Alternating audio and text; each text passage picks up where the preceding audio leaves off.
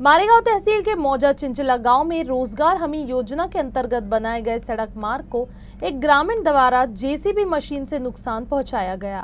इस घटना के चलते खेत में पानी भर गया और खड़ी फसल पूरी तरह बर्बाद हो गई। अब किसान न्याय की मांग कर रहे हैं।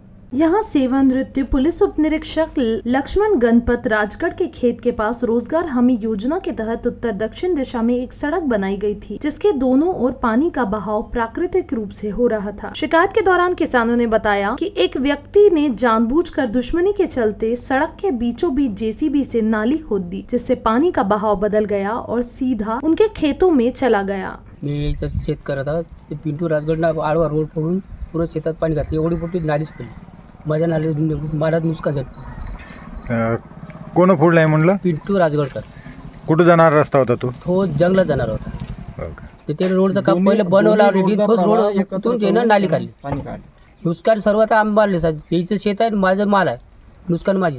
मागणी काय आता फक्त रोड दुरुस्त कोण आता मागणी काय तर देणार नाही, त्याच्यावर कारवाई झाली पाहिजे, त्याच्यावर कारवाई झाली पाहिजे, रोड दुरुस्त करून पाहिजे, याला परमिशन स्वतः टोकले त्या दिवशी। इस जलभराव से खड़ी फसल नष्ट हो गई और किसानों को आर्थिक नुकसान हुआ। किसानों ने गट विकास अधिकारी, तहसीलदार और मारेगांव पुलिस को शिकायत देकर दोषियों के खिलाफ तत्काल कार्यवाही की मांग की है। आम्ही स्वतः तिथं पाहणी करायला आलो त्या पाटवर, तर तिथून जेसीबीनं नाली करून पिंटू राजगडकरनं माती आपल्या शेतात त्या वाटेवर नेऊन टाकलेली आहे आणि हे पाणी पूर्ण ह्या कास्तकाराच्या वावरात घातलेलं आहे। तुमचं नाव काय काका? भास्कर वारलू भोयर।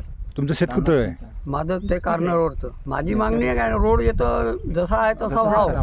3 एकर येतं शेत आहे आणि सरकारने जे ग्रामपंचायत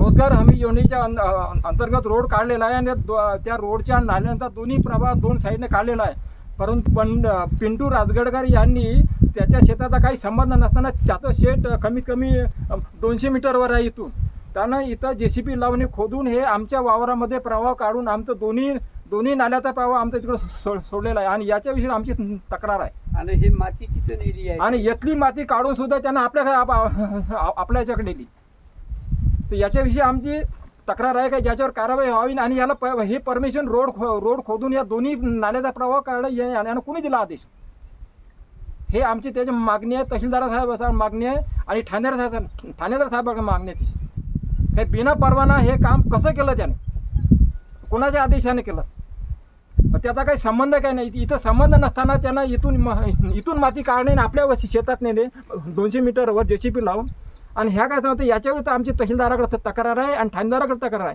का याच्यावर सक्त कारवाई व्हायला पाहिजे आणि ह्या माणसाची दादागिरी येतं समाप्त करायला पाहिजे।